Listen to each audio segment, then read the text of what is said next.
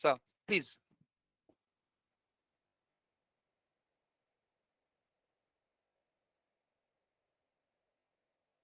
Of even 1% of what sir had said about me, and you will find out in these 2 hours that what sir was saying was like, giving me some extra credit I don't deserve. And I have taken sir's permission, but I will again inform that I am recording this session of mine through my own screen recorder. So is that still okay? Can I still go ahead with the recording? Yes, sir. Please. Okay, and let me know if I need to switch off my video, because it could interfere with the data consumption of the students. I understand that many of us do not have that much of data in our cell phones, so I will switch off my video so that you consume less data. But I have a PPT, and I will be speaking through the PPT, via the PPT. So you have to see your screen, and the PPT will be visible over there. Okay, so with that, let me start my presentation.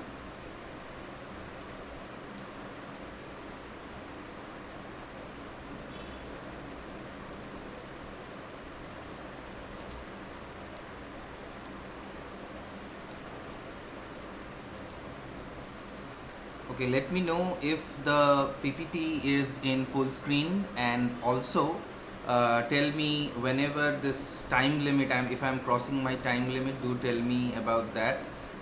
Is my PPT visible in full screen? So it Yes. is with Okay, great. Okay, thank you so much. Okay, all right. So, and have I switched off my video? Is my video switched off? No, yes, sir. sir. No? No, sir. Okay, give me a minute. Let me switch my video off. Okay, I hope that did the trick. And is the PPT visible full screen once more? Yes, Yes, sir. Yes, Okay, sir. okay, great. Yes. All right, so Bhimayana, I will be talking about Bhimayana. Bhimayana is actually a graphic autobiography, if not a graphic novel, but it falls under the larger category of non-fiction graphic, or graphic non-fiction, because it is based on the life of B.R. Ambedkar, Dr. B.R. Ambedkar, and it presents 3 or 4 um, important events, or important things that had changed his life, that had made a deep impact in his life. And the entire graphic novel deals with these incidents and how they shaped B.R. Ambedkar into whatever he had been doing, whatever he stood for. Okay, so let's go inside the presentation. Let me know if the slide has changed. Yes, sir. Okay, cool. So now you might be wondering that what has comics or graphic novel to do with marginality. Of course, SBS sir knows this, and he did not question the choice of my topic. But you might be thinking that what is the connection, what is the relationship between graphic novels, comics, and marginality? So I believe that both the comics, both the graphic novels, which are also known as the sequential narrative medium. And since you are postgraduate students, you might also be thinking about higher studies, further studies. And one of the areas where you can think about, where you can go for your research, is these sequential narrative mediums, along with Dalit studies, along with marginality studies. So both sequential narrative medium and the Dalit are marginalized. How? Um, Imagine when you were growing up, you were reading textbooks, and in those textbooks, in those even in your graduation, I don't I think by the time you were starting to get into your graduation, um, if you did your graduation, if you started your graduation from 2017, Tintin in Tibet was included as a comic book or as a graphic novel in Bardhaman University syllabus. I don't know if someone of you is from Bardhaman University, but people who were doing their graduation before that, including me, I did my graduation way back in 2005, my masters in 2007, and so on and so forth. So we could not ever imagine that a comic book, a graphic novel, will be taught in the classroom. I I was growing up in the 90s. I was born in the 80s and I was growing up in the 90s. Um, and I'm still growing up. So when I was growing up in the 90s, like in height and all that, not in my intellectual caliber, as I said, I'm still growing up. So I used to keep these comic books inside mathematics books, and I used to read them because I hated mathematics. I hate mathematics right now. I could hear some cheer from the crowd, I understand. Why did I do that? Because it was it was a it was a taboo activity to read a comic book in the classroom, and hence it was intellectually, it was academically, it was even creatively marginalized. I remember this incident from my childhood. When I was reading this comic book, my mother came and boxed my ears and said that, what will you do with these things that you are reading? What can you do about it? So as sir introduced, I did my MPhil and I did my PhD on comic books. I got to read so many comic books. But now the things have opened up a bit in academia, but still sequential narrative medium, comic books and graphic novels are an academically, intellectually thought to be marginalized art form. And so is the Dalit consciousness. So are the Dalit in our society. They are still considered to be outside the center, outside the mainstream of our society. So I found a very curious parallel between comic books and graphic novels and the situation in which the Dalit population is right now. Now, there were moments of indecisions in Ambedkar's life and the genre itself, the comic books, the medium itself, is still unclear regarding its nomenclature. Like, when you type comics and you want to write a sentence like, my favorite books is comics, something like that, the word processor will highlight comics because it cannot understand if you are trying to say it is singular or plural. But that is a very grammatical, a very syntactical indecision. However, there were moments of indecisions in Ambedkar's life where he could not decide what he was, how he could proceed, what was the significance of his struggle, or what was the significance of his life in the larger ambit of the dominant Hindu society, or the dominant political system of India when he was going through his struggle. So I found there is a similarity between these two areas also. Now, academically, both have come into attention in the postmodern age. They have come into attention only because academically people are writing some theses and some dissertations on the Dalit or on comic books. It doesn't mean anything. It doesn't mean that automatically their situation is becoming better. I mean, in the academia or in the society.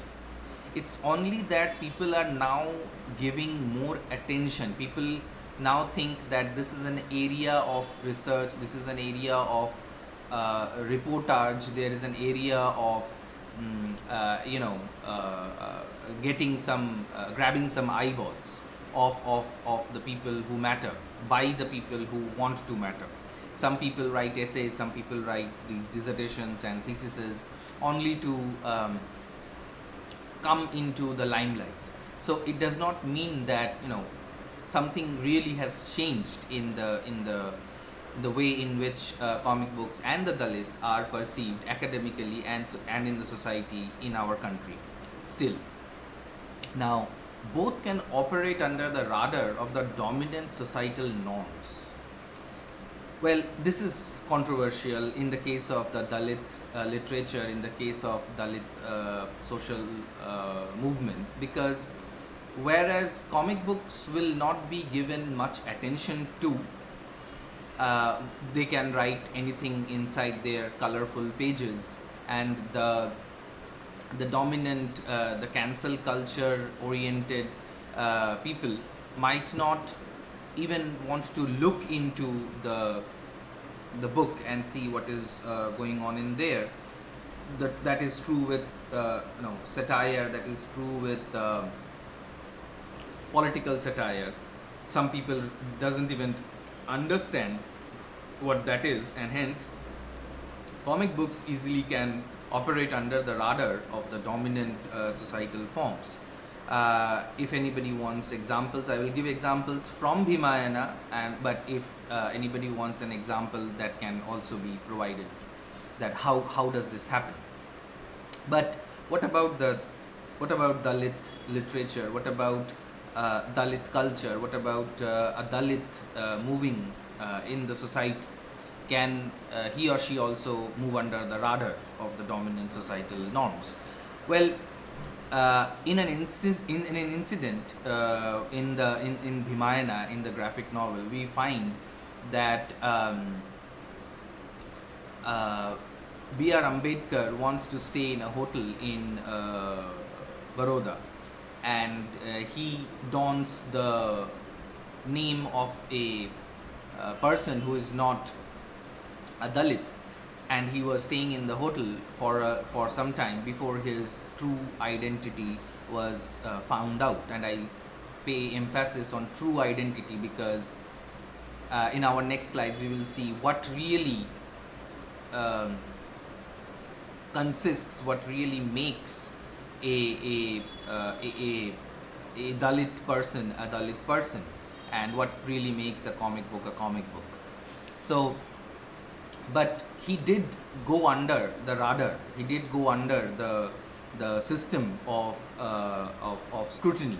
But more importantly, Dalit people are often considered too low, and I'm giving like double quotes here, low, for the dominant society to give any attention to them.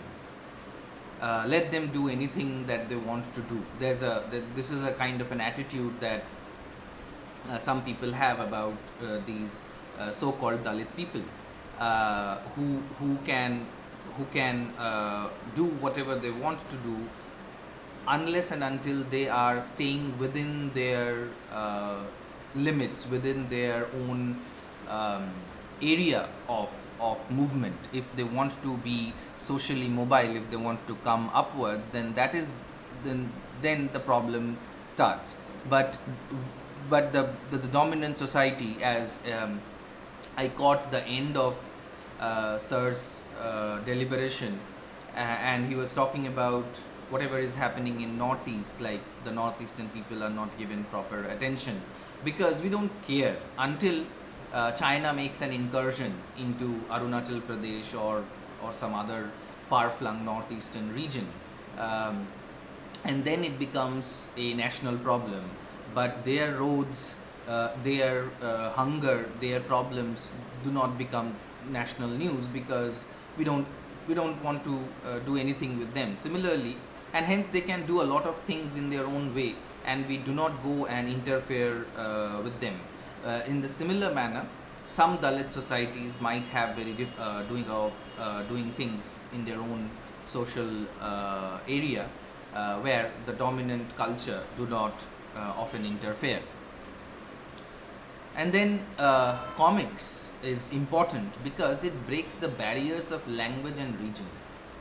How? Because the images can also speak along with the words that accompany a comic book image. There are these images can speak a lot. Somebody had said that a picture speaks 1,000 words, and these words are to be understood in any language. That is the bigger hypothesis. That is what we think, that comic books can be meaningful even without the words being used along with them. Okay, let's move on to the next slide, where I am trying to understand what marginalization is. I am sure that in the last 3 hours you have already gone through this definition a number of times. I'm just trying to make it more graphic, where I'm trying to show that there's a deliberate exclusion of a group, community, race from the mainstream by using political, ethnical, religious and gender-based discrimination. And these are only symbolical terms. This is only the tip of the iceberg. When I say political, ethnical, religious, gender based discrimination of a group, community, race, I just mean that these are the most cliched, these are the most used forms of marginalization, and there is a deliberate exclusion. You do not just say ami tor sathe khelbo na. That not that kind of marginalization, not that kind of exclusion, but it's methodical. It's as sir used a very interesting term, Dalitization or Dalitification. So one of the ways in which this is done is through these means, political, ethnical, and so on and so forth. So in the first in the image on the left, you find that there is this circle within which there are these yellow people, and then outside the circle there are these 3 white figures. Now I believe that if you take the image to be a standalone image, you can understand that the yellow circle with the yellow figures inside it is the center, and the white images and the white figurines are in the margin. Okay, so they cannot enter into the circle of exclusivity. They are these people, these yellow people are privileged. These yellow figures are rich. These yellow people might be powerful, and so on and so forth. But these white figurines, they are not included in this circle of the dominant, of the rich, of the of the Brahminical or whatever systems of exclusion there are. Now these oppressions are intersecting. It's not like, okay, fine, you are marginalized from the dominant Brahminical society, you will be welcomed in the Kayastha society. I hope you know this term, Kayastha, which is a kind of a caste lower than the Brahmins, especially in the northeastern societies. I don't know the exact origin of this term, and I don't understand how it is placed in the larger rubric of caste. But I have found in my own experience when I was growing up again, I heard this word oto kaestho, and I used to ask, what does a kaestho actually is? Like, does he have horns? He or she has horns on their head, or they are like very very tall, like some ghost that I have imagined. But my mother, who used to discuss these things sometimes, or some other people who used to discuss these things, could not make me understand. I was a dumb child. I'm a dumb person right now. It's very difficult to make things understandable to me. I do not comprehend things very easily. That's why I hated mathematics. That's why I hate mathematics. Anyway, so also talking about mathematics, look at this image, like the image on the left, like with the yellow figurines inside the yellow circle. There is the majority. It seems that they have the majority. So is it so that marginalization is also about numbers, that there are a large number of people, when they get together they can exclude a small number of people from their little group? I think that happens in a number of cases, but it is not something that we can take as a given, because in certain areas I understand the Dalit population or the Muslim population or the poor population is bigger than the population of the rich or the Brahmin or the non-Muslim or the Hindu population, and yet we find this kind of a exclusion between the so-called majority and the so-called minority. However, let's pay more attention onto the image on the right, and it is like its heading is intersecting oppressions. Now you find these 6 categories: nationality, ability, sexual orientation, race, class, gender. What is missing here in this image is caste, because this image has been created by somebody who is from a Western country, where caste is not really an issue, because that is not an issue really. But in our country, caste is an issue, and there could be a seventh circle in this intersecting oppressions.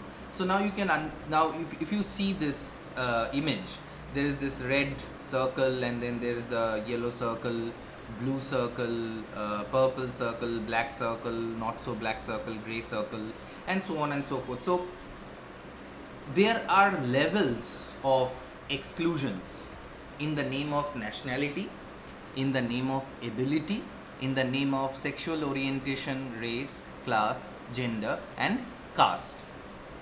We will further see this in another slide. But before that, we need to understand and we need to ponder on this larger question. Why there is the marginalization? I mean, I'm sure you have gone through this in the last 2 lectures also, and they could have given you better reasons as to why there is the marginalization. Why do we need to have, or why does marginalization exist? But I believe that this is a very it's so simple a thing that we don't really give much thought to it. I believe that we have a basic human tendency of domination. Like I mean, I would have loved to see people full of a class full of real people, like raising their hands and talking at the back, rather than muting and talking.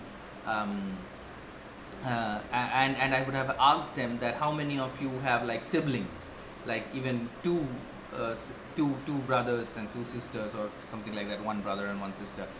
So if you have a younger sister or brother, you would like to dominate that younger sister or brother. Why? It just comes into your mind.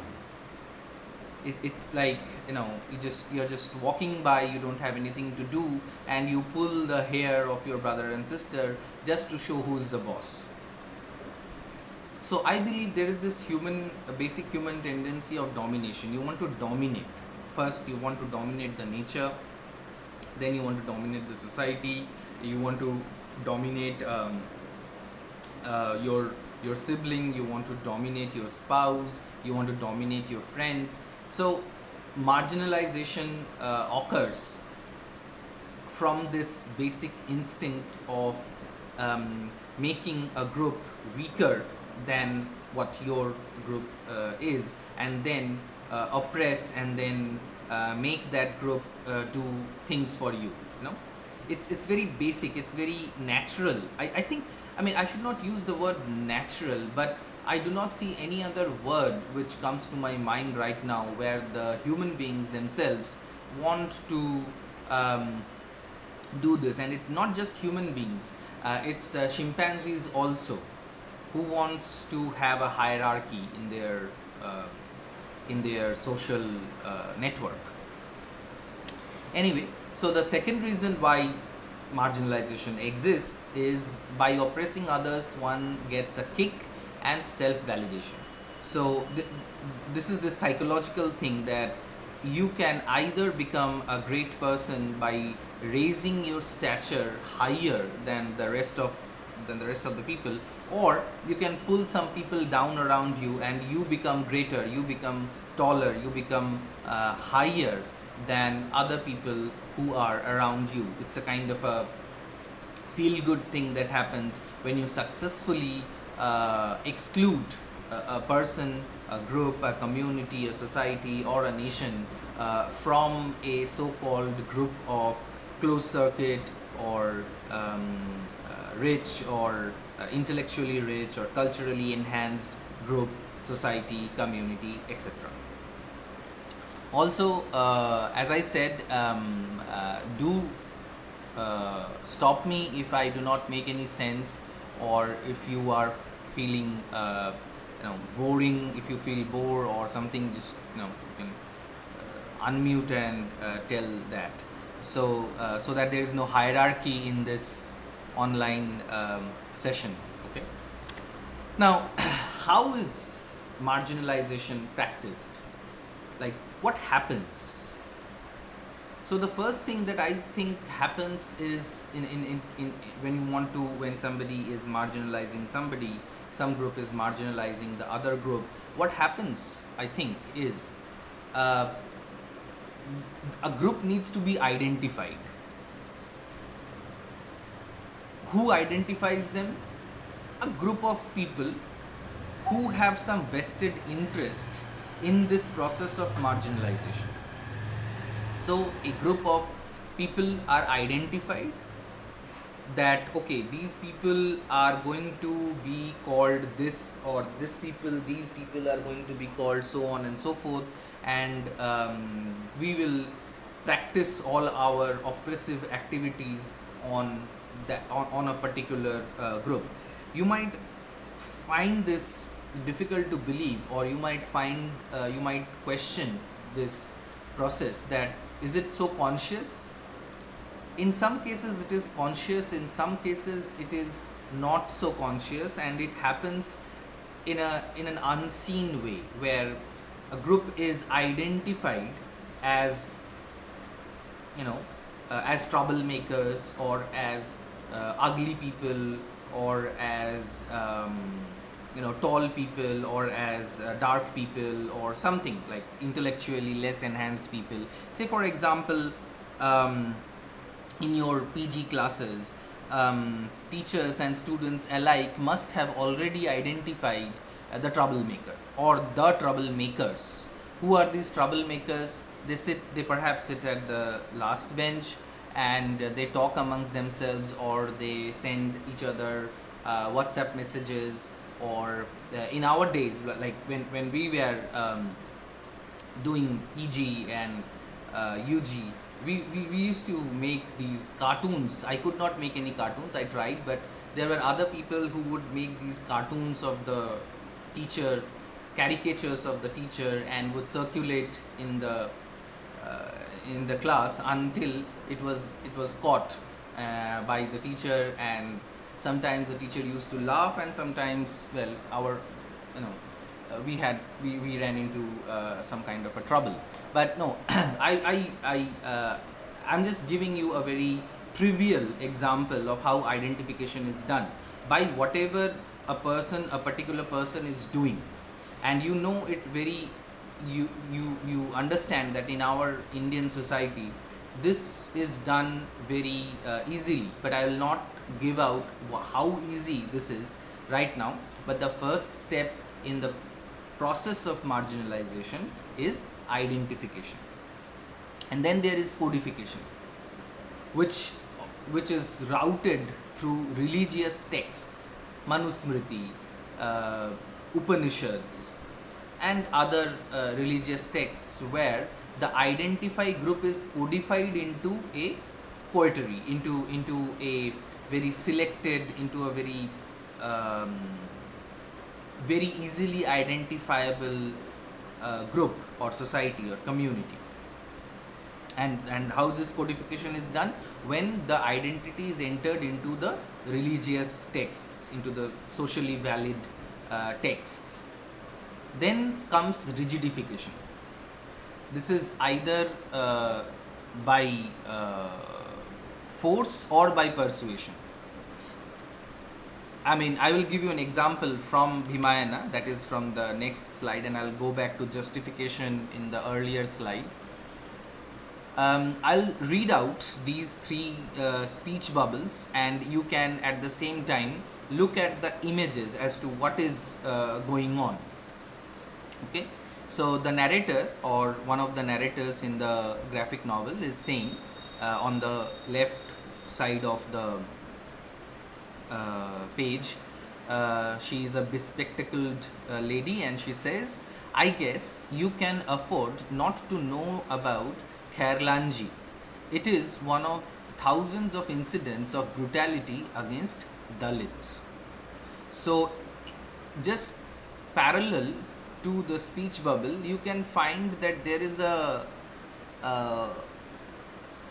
kind of a tigerish animal with sharp teeth, carrying two axes, and the human images along with the cow-like or goat-like images of some people who are apparently in some kind of a pain, or they are already dead. So there was this brutality against in the Khairlanji. The Khairlanji incident talks about the brutality, and then in the same panel, just under the speaker's note, Surekha, Priyanka, Roshan, and Sudhir, members of the Bhutmange family or Bhotmange family, were bludgeoned to death in full view of people of the village. Their bodies were dumped in a canal. So you see, at the end of the panel, at the end of the page, these 3 or 4 bodies are dumped in a canal. They are floating, they are dead. Although the Bhutmanges were poor Dalits, their education and assertion of their right to a life of dignity was enough to provoke violence. So as I said, unless and until you are doing what a disenfranchised Dalit is supposed to do, you are okay. Nobody will pay any attention. But the moment you want to get inside the mainstream by asserting your rights of education, you're asserting the life of a dignity, then it will provoke violence. And this is not just the case with the Dalits. This is the case with so many other marginalized entities. Like I remember that there was this incident of a molestation against a woman, not anything that was high profile. Something happened in some place, and I heard a person say that, and I am using Bangla here, and I'll translate it, but I'll say what that person said, that এত মেয়েরা রাত্রির বেলা বেরোচ্ছে রাস্তায়, তাহলে তো এরকম হওয়ারই কথা. Since the women are getting outside on their own for work or for anything, for education, this was waiting to happen to them. So as if they were like asking for it. And similarly, the Dalits are also shown the ugly face of violence when they want to assert the rights of education and the life of the life of dignity. Now, justification is a process by which marginalization is practiced. There are two ways of justifying this. One of them is that, okay, Shastra lekha ache. It is written in our sacred texts. I'm not very good with Shastras, but I don't, I have never understood whatever religious texts I have studied, I have read.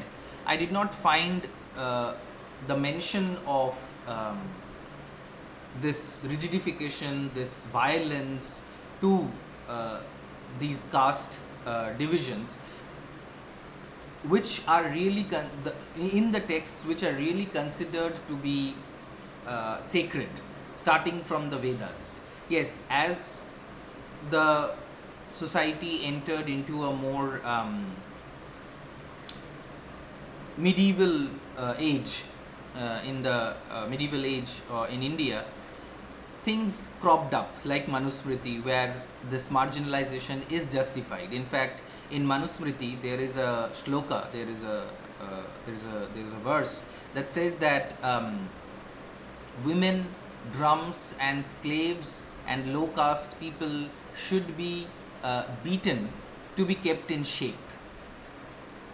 So if anybody raises any doubt that why is this happening to this set of people, then some people would say, no, it's written in the religious texts, it's written in the religious books, so that is something that we should follow, it is our dharma.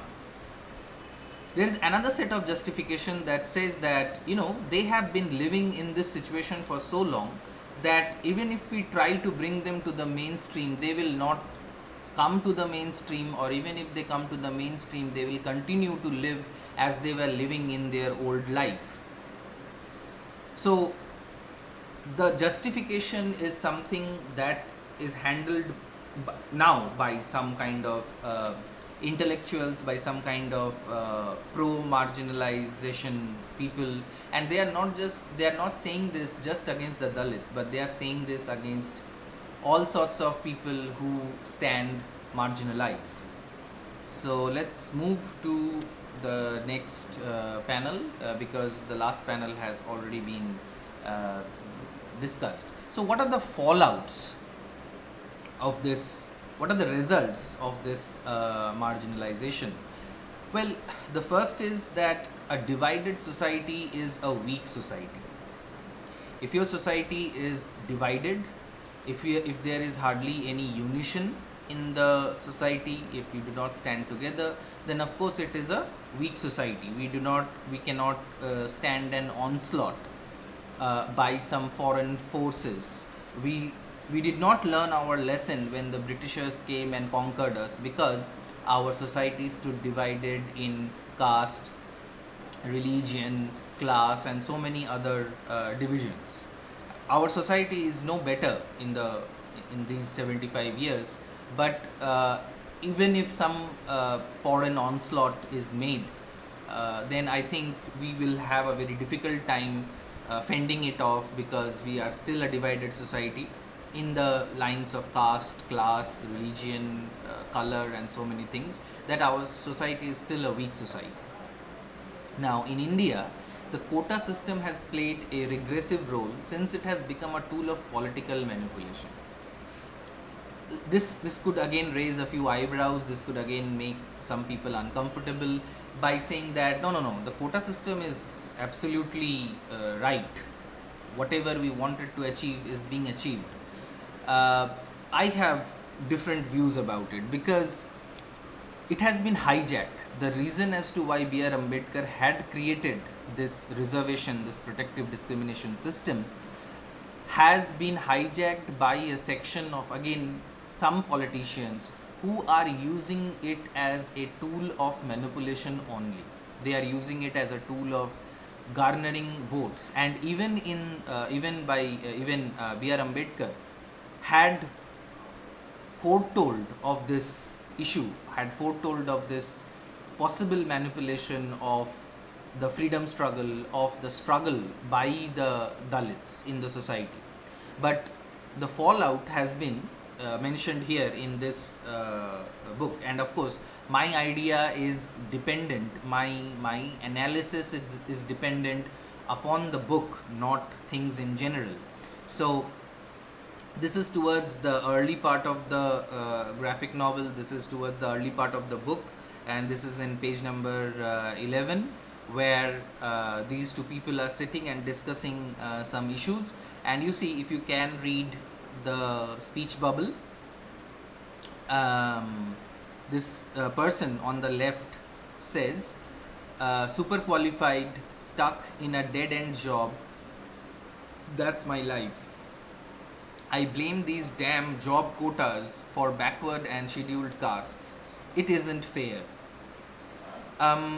This is the view of a number of people, educated people or not so educated people, people who give excuses that, oh, I did not get a job because I don't belong to so and so community, so and so category.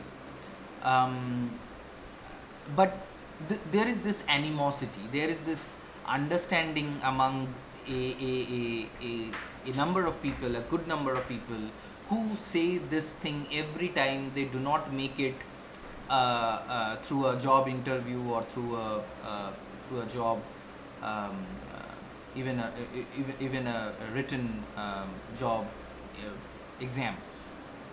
But the other person who we had seen earlier, she is telling this person that, well, caste isn't fair, of course. But the thing is that, and this is one of the drawbacks of this particular graphic novel, that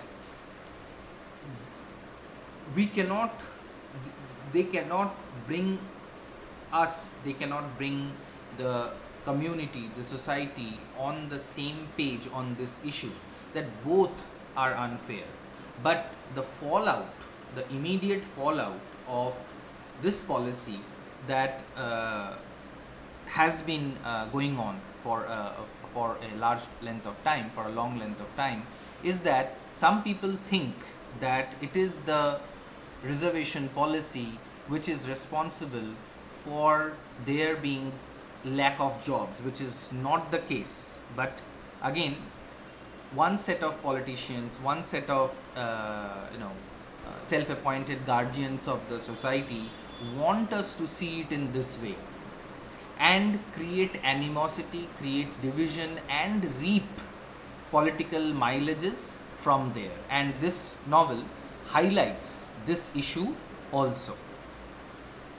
Okay, let's go into the next slide and talk about one of the burning issues of marginalization, and this is associated with the first process of marginalization, that is identification. How is identification done? What are the markers of identifications?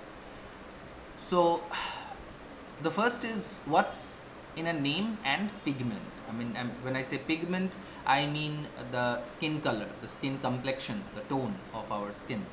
And pigment is something that is used in graphic novels and comic books also. So caste equations take into consideration one's name and skin color. So our caste is usually determined by our surnames, especially in Bengal. This is also the case in a number of northern states, even southern states also, where the name, where the surname identifies which caste we belong to, usually.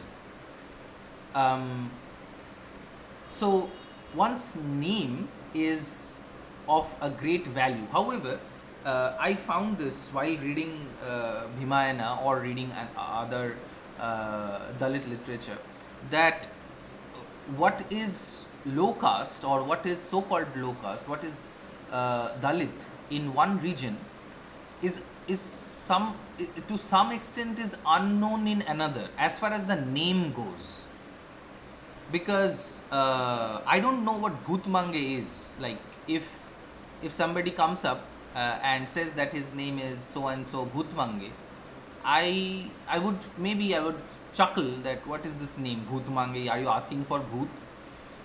But I would not know if that person belongs to a particular caste. However, I am ill informed. I am ill educated on this caste thing, but I am looking at it from the perspective of a layman, of a person who does not know much about it. So how am I going to discriminate against a person about whose caste history I do not know? However, the situation is different when we are in a in a closed circuit place. We would know that this person, if this person has this surname, then this person belongs to this this caste. For example, if you have heard my name being mentioned by sir, it's Chakraborty, like the surname is Chakraborty, and you would immediately recognize, oh, this beta belongs to the Brahminical society, and he's talking about Dalit. It's such a hypocrite he is. Well, that's how this identification is done. And skin color. Now, skin color is something that is associated with race. We know in America or in other Western European countries, Eastern European countries also, if you are of a dark hue, if you have a dark skin, then either you are an African American or you are a person of Asian descent. And if you have if you have a lighter skin, but not as light, not as fair as their skin is, then you are either a Chinese or a Japanese. And why just name and skin color? I don't know how many of you have done this, called some people who come from northeastern states, because their nose is a little less pointed in comparison with the more pointed nose people. We call them nak chepta and what not. So this identification is often done through the body markers and markers of name and surname. Now, comics too are segregated from traditional literature by the use of colors and size and feel of the particular books. Anybody who looks at a traditional book would know the difference between the traditional book and the comics, because comics use color, because the comics have a separate dimension. They are shorter or bigger, or they have more color than the traditional texts, and they will be trashed by your average librarian or guardian or parent. Now, as I was saying that this particular marginalization can have concentric circles. It is not so black and white. Or is it? So the first circle is the larger circle of the white male. Now I'm talking in terms of the graphic novel, which is set in the backdrop of British imperial domination. Okay, and hence I have used a circle of the white male. But in the Indian context, in the present Indian context, we have the Indian upper caste male, which was subservient to the white male. Okay, and then within that circle of exclusion, we find the Dalit male. This is the circle. These could be understood as to be the circles of oppression. Now, within this Dalit male uh, oppressive circle, we find this Dalit female. So we have heard about this term called double marginalization, triple marginalization. Now, in the context of the graphic novel Bhimayana, we might find that there are one, two, three, four levels, four times oppression of the Dalit female. So, but in this graphic novel, it is only the oppression of the Dalit male that has been highlighted, but there are so many other circles, within these areas of oppression, within these areas of marginalization. And ironically, I point it out myself that I should have had drawn these circles in the other way round. But what I wanted to show is that there is a large group of white male people, and their dominance is greater than the dominance of the Indian upper caste male, which is followed by the dominance of the Dalit male within the Dalit society, and then there is the Dalit female niche culture or niche group. Anyway, I hope to have got the point. Let me know in the question answer session if you have not. Let's move on to a very evocative image from the novel itself, where the exclusion of a Dalit child is so poignant, is so highlighted. Now, this incident happened when Ambedkar was reading in a school. He was studying in a school, and he was not allowed to sit with the other children. He was not allowed to touch anybody. He was not allowed to touch the hand pump from which water could be had of. And the peon would pump water for him, and then he would be able to drink it. Even in that situation, the peon is saying this. The peon is not from his caste, and he is saying, "Now off you go, I am done pumping water, go on, damn it." Poor Ambedkar is saying that I have waited for my turn, and my home is a long walk from here. So my observation here is this, that okay, you do not allow the upper caste people, the lower caste, the so-called lower caste people to touch the upper caste people. That is, well, fine, don't touch. But the basic requirement of water is denied to a group of people only because they belong to a particular group of people. There is no other reason for this peon to behave in this manner with the child. I mean, how cruel can you be to deny water to a child? Well, I won't say that this peon is cruel in himself, like he's a serial killer or something, but he is conditioned by the norms of his society, where if he allows him to touch the hand pump, or if he allows him to transgress the boundaries that the society has drawn for people like Ambedkar, then he too would be ostracized. But I selected this panel, I selected this page from the graphic novel in order to highlight the deeply entrenched marginalization, oppression of the Dalit. Now look at the speech bubble which is spoken by Ambedkar, by young Ambedkar. Doesn't it look like a swan or a duck?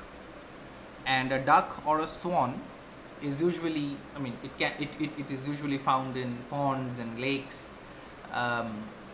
Ironical, it is very ironical that the poor child is asking for water, he is thirsty, and he has waited for his turn. When all the other children are gone, he has waited, and it takes the form of a swan. So the irony of this thirst, the irony of this entrenched Dalitification, entrenched oppression, is highlighted by this image of the swan, which is usually found in the swan or duck, which is usually found in the pond. Now, this is why I believe graphic novels hold an advantage of signification, that not just by words, not just by gestures, but even by the shape of a speech bubble, a message is communicated, a message is highlighted. And when we are at it, we can also look at the speech bubble by the peon who is supposed to give water to Ambedkar. To me, it looks like a cloud. The shape of the speech bubble is the shape of a cloud, and the way Ambedkar is holding his two hands as if he is praying for the cloud to provide him water. Ironically, the cloud, the sky, the sun, and the natural sources of water do not discriminate between the Dalit and the non-Dalit. But it is the human beings who do not own them make these kinds of stupid and silly distinctions. Anyway, let's move on to another slide here. Now, if you again pay attention to the earlier slide, if you can see Ambedkar's hair, this is hair, okay, this is his, and he seems to be have a different kind of a hairstyle than the other children. Remember, there are no girl children here, because at that time of even when the Britishers were so magnanimous that they allowed a Dalit child to study in the same school, they were not magnanimous enough to help girls to read in the same school as that of the boys. So these children have shorter haircut. I mean, in school you need to have like short haircut. I mean, I don't know what happens in the school these days, but in our time, if we had this bati chart, we could not go to the school and show off our hairstyle and impress a girl or two. But here B.R. Ambedkar's, the young Ambedkar, has a longish kind of a hair. And the reason for that longish hair is this, that if you can find this Caesar being held by a person, I wanted to highlight this image, and the writing on the upper side of the page is cut, unfortunately, but it is written that why young Ambedkar had so much hair, such long hair, because the barber in the village will not touch the head of a Dalit, will not cut the hair of Dalit, and hence he had long hair. But the same people, the same barbers could cut the hair of beasts, of lambs and goats and cows and whatever, but they will not cut the hair of a child, of a Dalit child. Now, Sir? yes. Sir, as far as I know, barbers in the Indian system, they are also from the so-called lower caste, and they are having a problem in touching the hair of a Dalit child. Yes. I mean, you see this. It's Thank you ironic, for your question. Yes, you see, the level of the seriousness of the issue, the level to which this Dalitification, this idea of Dalit oppression has gone deep, is depressing. It has entered into the bone marrow of the Indian society in the last 1,000 or 1,200 years or so. And yes, I mean, it is written in Bhimayana. It is being reported in Bhimayana that Barbars and Tangawalas, who are considered to be in the lowest rung of the society, will not cut the hair of a Dalit child, will not take a Dalit into his cart. It's not about class anymore. It's not about money anymore. Even the poorest of the so-called higher upper caste will not even look at the richest of the Dalits, if there could be anything like that in that time, that there could be a rich Dalit, which is which was kind of a paradoxical statement to make. But that is true, and if you are interested, you can go through this page from Bhimayana, where the narrator narrates that the Baba, I have long hairs. Why? Because the Baba will not give me a cut. And you are right that Babas are often considered, were often considered, or are still considered to belong to the lower rung of the society. But you can imagine now the condition of the Dalit in the society. Okay. Now, and it's very I am sitting comfortably here, doling out a lecture on this thing, marginality and stuff, but the real oppression, the real problems that the Dalit have to face is so mind-boggling, is so deeply entrenched into our society that we can't even imagine, we can't even begin to imagine what they have to go through, and what they had to go through, and what they are going through, and what they might have to go through in the next few years. Okay, let's move on to the next slide here. Now, there are lots of discussions here, there are lots of speech bubbles here, and if you are not acquainted with the way in which a comic book works, then you might be a little confused with what is going on here. But I'll give you a minute or two to try to see or try to understand what is going on here. As you can understand, there are two sides to this page. On one side, we find more colored figures, they are saying something, and on another side, on the left side, we find less colored or black and white pigmented people. By now you have already understood that on the right hand side of the page, we find the non-Dalits. When I say non-Dalits, I deliberately include Muslims as well.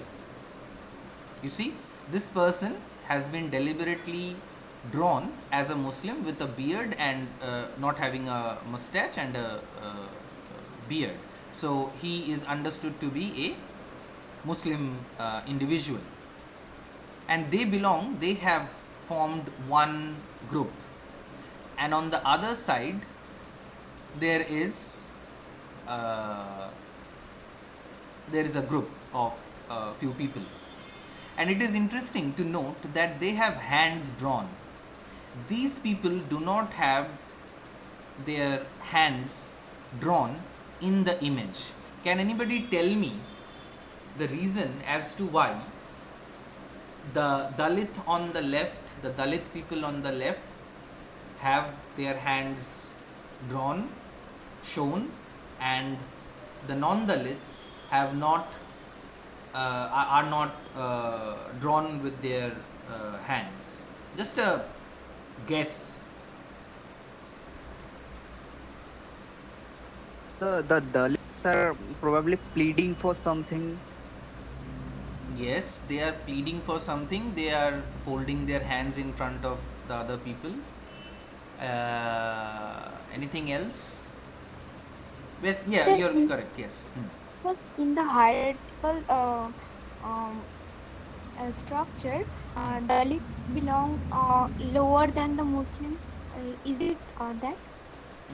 Yeah, in some cases, yes, it is so understood that um, the, the Muslims in the society are better placed than the Dalits. But why the hands? What do the hands really signify? Like in the scenario that you're Sir, talking about? Yeah. I have a thought. I Yes. think the hands here represent the idea of uh, servitude. Means it has always been said that the lower caste people are always meant to serve the upper caste people. Okay. Now, the upper caste people hands will always be when we see an influential person standing in front of low economic people or something, we will always see that they always keep their hands at the back. That's actually represents their vanity, their pride, and their upper position. Keeping the hands at the back means a position of pride.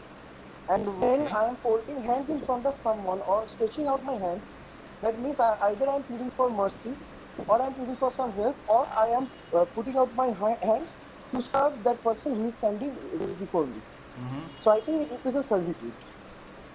Okay, that's a very significant observation. Any other observation? I heard a message come in the chat box, but unfortunately I cannot see it unless I stop this presentation. So can somebody read out what the message was, or um, so I think somebody is trying to communicate in the chat box.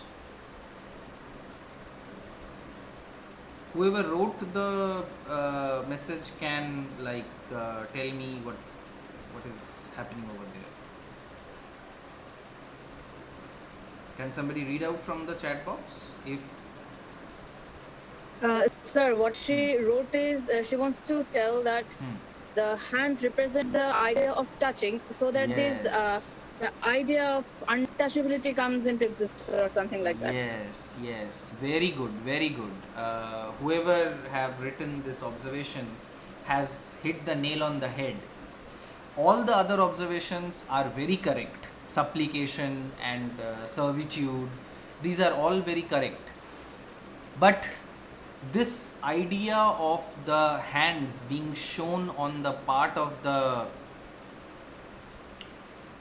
Dalit group is to highlight the fact that they are untouchable, because the hands, the fingers, they signify touch, and since they are detached from the bodies, they are untouchable, they cannot be touched, and this is communicated through a image. And whoever mentioned that in the chat box might have had understood that this is from the image that is communicating, that is speaking to us. Thank you for that observation, and I stopped to signify that this untouchability, which has just come up right now, because I don't remember using this word untouchable earlier. Okay, so what now, let's come to the other aspect of this image. Why I have used this page is that in the towards the end of this discussion on the left, from the Dalit perspective, from the Dalit side, somebody is saying, or it can be B.R. Ambedkar himself, who is saying, restrain yourself, boy, we don't want a riot and dead bodies, because somebody had called them you sons of bitches, and somebody had called you bastards, why didn't you tell these strangers that this tank could not be used by untouchables, and so on and so forth, untouchable villages and so on. So somebody was assertive, somebody said that watch your mouth, and Ambedkar was of the view that there should be no violence between these two groups, and that's why he is saying that, restrain yourself, boy, we don't want a riot and dead bodies. Now, both these ideas, this idea of ahimsa, this idea of non-violence, and the idea of struggling for one's dignity is closely tied to the idea of Ambedkar's way of registering protest. He was trying to gain some features, some perks from the government, from the society, but without any violence. However, this stands in contraposition to the to one of the most conspicuous features of comic books. Though I will not try to demean or limit the range of comic books, but one of the most identifiable genres of comic books or graphic novels is superhero comic books and graphic novels, where there is a lot of violence, where there are lots of fights. Even in the horror genre, even in the adventure genre, you would find a lot of fight going on between the protagonists and the antagonists. And comic books are often associated with these three words: pow, wham, dishum, and things like that. Pow, wham, bam, and all these things, which signify violence, which signify violent encounters between people. However, this graphic novel, by inculcating the principles of non-violence, is actually enhancing the range of sequential medium's way of telling stories. And I wanted to highlight that why should now graphic novels be brought from the margins and into a more centralized location of our academic interests? Because they can have a lot to say, not just by pow, wham, bam, but also by this way of showing the techniques, showing the methods of non-violence, and by emulating the processes asserted by Ambedkar. I hear messages in the chat box, but I will keep them for the question answer session, and I will try to move forward, because I can understand that an amount of time has passed already. Okay, now I would like to talk a little bit about micro marginalizations. Now, we have been talking about the depth and the range of marginalization in Bhimayana, through Bhimayana in our society, but we often do not take into consideration these areas of marginalizations. Number one is children. Even in Bhimayana, when young Bhim was represented, his marginalization was highlighted, but the sheer audacity of the issue, that is a child being denied the right to drink water from a hand pump, somehow subdued the marginalization the children faces. Okay, and then differently abled individuals within the Dalit community, what happens to them? How do they move about? How do they make a living? What do they do? Many literature has been composed on these issues, but there is still some requirement of research and creative effort to bring the differently abled individuals into the attention of the community, of the readers who read about Dalit literature. Or, well, the third point is kind of a joke, because I often find, which is not really, I'm sure that this does not happen. They don't have time for this in the Dalit marginal narrative. But there are like dermatologically disadvantaged persons. There are people who are understood to be ugly, and they are also facing the same kind of marginalization within marginalization. And then there are senior citizens. Well, the lifespan of a Dalit was usually very less in comparison with the other so-called upper caste people. But what if they live for a longer length of time? What happens to them, and who takes care of them? What is their future? How do they work? And of course, which I forgot to mention in this micro marginalizations list, is that of the queer. Who is a Dalit queer? Do we even find a name for that kind of thing? Is where he or she or they are to be found within this narrative of the Dalit structure? Now, to conclude, we can, when we see this from the perspective of a graphic novel, it creates a separate space for the expression of the artist's psyche. When I'm mentioning the artist's psyche, I should mention that the artists, Durga Vyam, and they belong to the Gond community, and this art form is inspired by the Digna art. And so they have created a separate way of expression. You can find that this graphic novel's representation and panels and symbols and images are very different from your regular mainstream graphic novel panels and representations. So they find a separate space for expression of their psyche, along with the collective expression of the oppressed.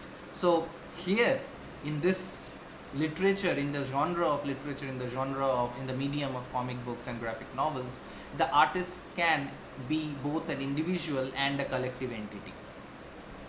Now, comics as a medium had till recently been understood as a medium that remained at the margins of the academic as well as artistic attention.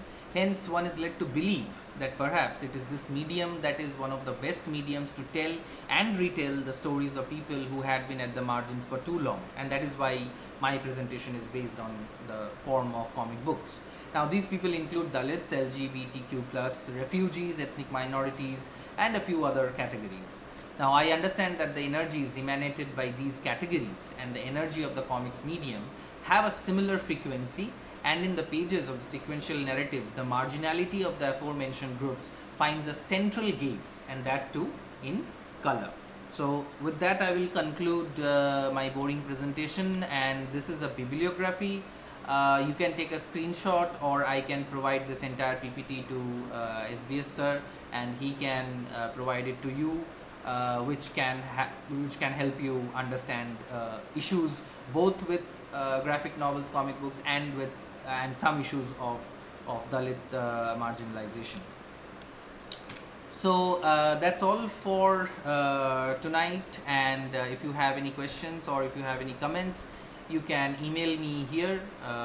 This is my email ID. This is like my official email ID, and you can ask me questions if you have any at this email ID. So with that, I will escape the full screen mode, and I will stop presenting. And now I am open to answer any questions that I might answer. Okay, yeah, Devolina Bishash and Deep Mahanto had some observations, and they are absolutely valid. So any questions for me, or are you too exhausted and you just want to run away? Is SBS sir here? Oh yeah, he is here. Okay. Sir, I have an observation. Yes, sure. Sir, it is very amusing. The skin of the characters have like animal skin, like a skin of a fish or like a swan, which we have seen previously. Uh, whereas in the world of animals, they do not discriminate in between themselves, Mhm. uh, but we do as a human. Yeah, I mean that's a very sad thing about us that, well, animals do not have they even they have some kind of hierarchy. Like the lion will not hunt, the lioness will hunt, and the lion will like eat the best parts of the hunt, like the liver and the kidney, whereas the lionesses will not get those parts and they need to wait. Otherwise, the lion will hit them.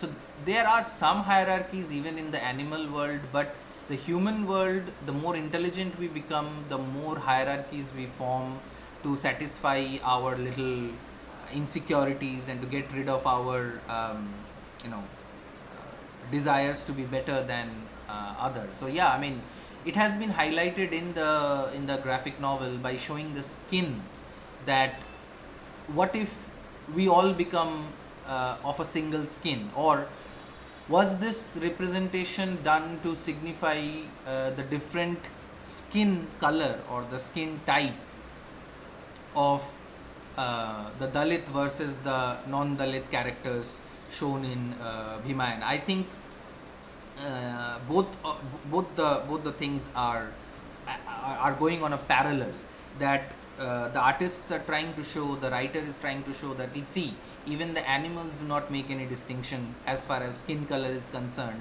but human beings who are so intelligent make this distinction between skin color and surname, um, just to make somebody feel a little lesser than what they themselves are. Very good observation, Neetu Shaw.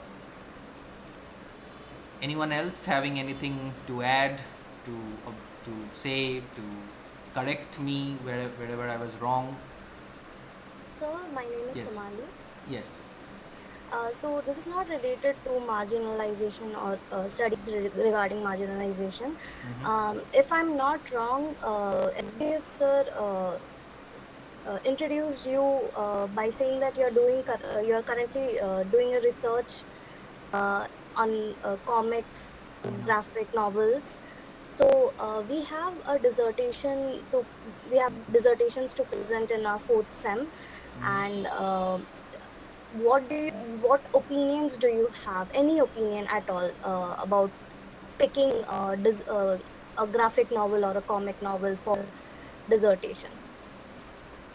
Um, though this might take longer than usual, but you can simply work your thesis, work your dissertation around this particular theme. You can take up Bhimayana, or you can take up another graphic novel on Jyotirbai Phule, Gardeners of the Wasteland.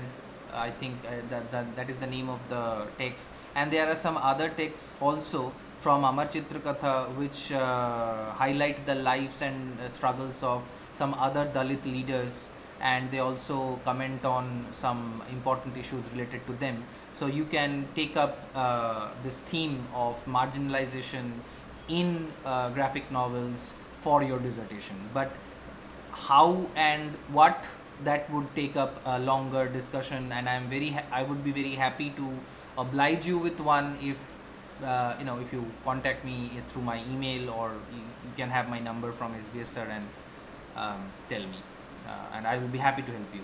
Of course, thank you so much. Actually, I was thinking about manhwa, which is Japanese graphic Mm-hmm. novels and comics, because Mm-hmm. before Indian comics and graphic novels, I got interested in them first, and I've been like personally connected to them. So Yeah, I would like to really talk to you about that. sure. In fact, we have this. Manhwa is not Yeah. Japanese. No, manhwa is not Japanese. Manga is Japanese. Manhwa is Chinese. Manga is Japanese, Manhwa yes. and Yeah, manga. yeah. I mean, yeah, they are neighbors, so you can, go for one for another, but there are differences, of course. Yeah, I mean, you can go for manga and you can go for manhwa. You can have a talk with me. In fact, we have a group of so-called Indian comic scholars in the WhatsApp where you can join and you can talk to better people, more informed people on manga, because I am manga illiterate, but I can still point you to a person who could guide you on this. I mean, Thank you so much. that's done. Yeah, sure. Anyone else has any questions, observations, doubts, anything?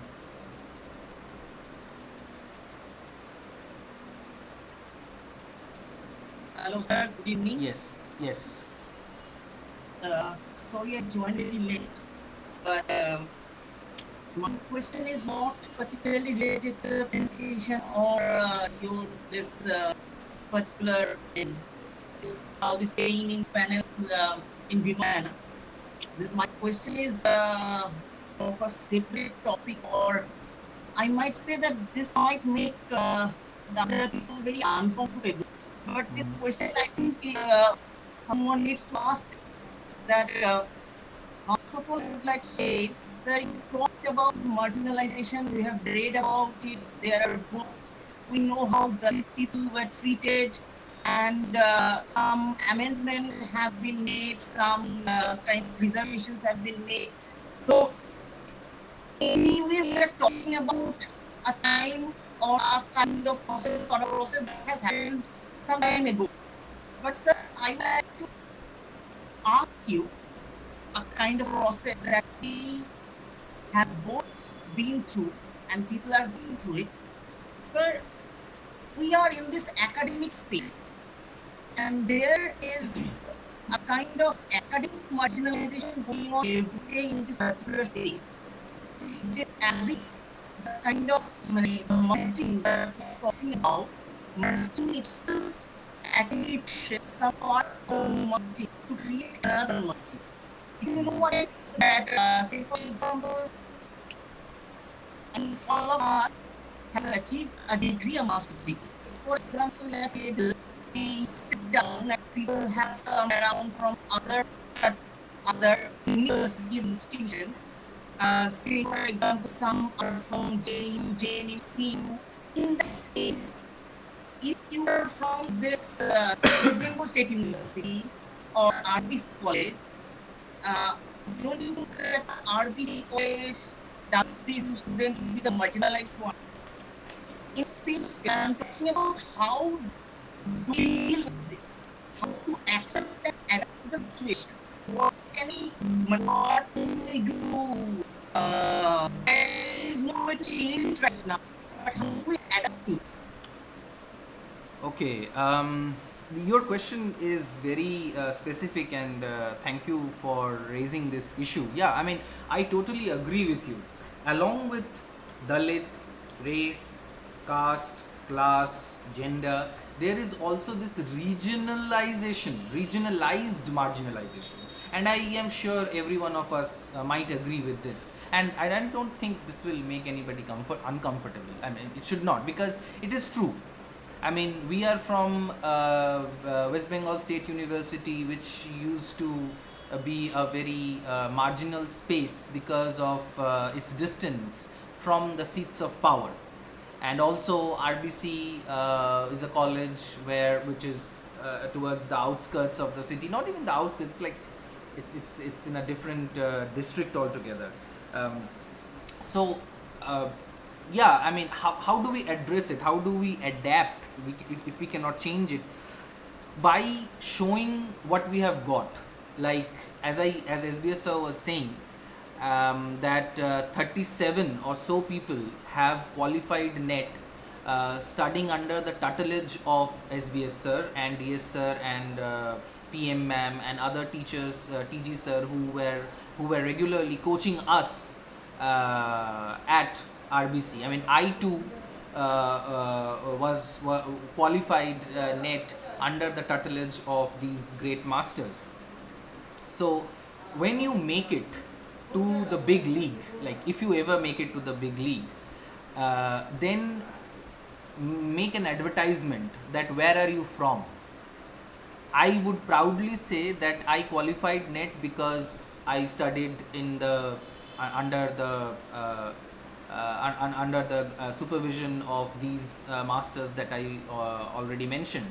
I regularly went to these people for my interviews. I bugged them to give me time for interviews, and then when I made it, I should advertise that I come from this marginal academic space, that I belong to a place which is not even in the academic map of the country.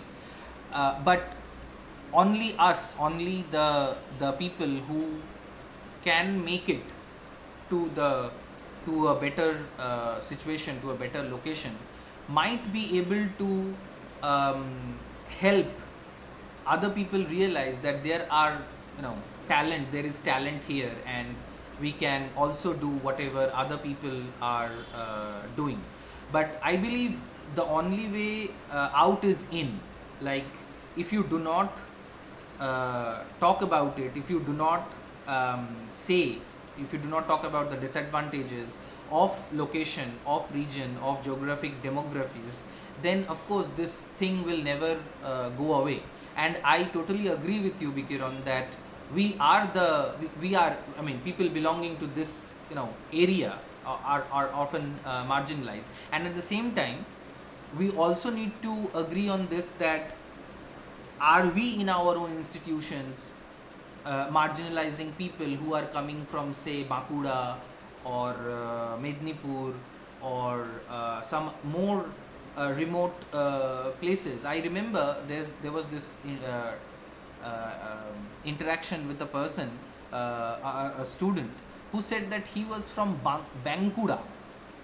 I mean, he pronounced as if he wanted to anglicize the name Bankura. Why? Because he felt that this could be I could identify him, one of the processes of marginalization, as a person who belongs to a remote location. So the way to adapt is to go ahead, do good research, like write really well researched articles and publish them at the right places, and advertise that I am from this marginal institution and there are other more talented people who are going to come from this institution later on, so keep an eye out. So that's how I would go about doing it. Yeah, welcome.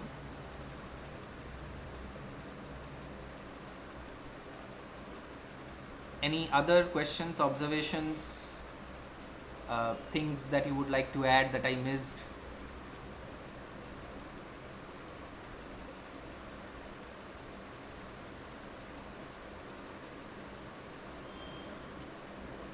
So I think people are already tired of me and do not want to hear me go on.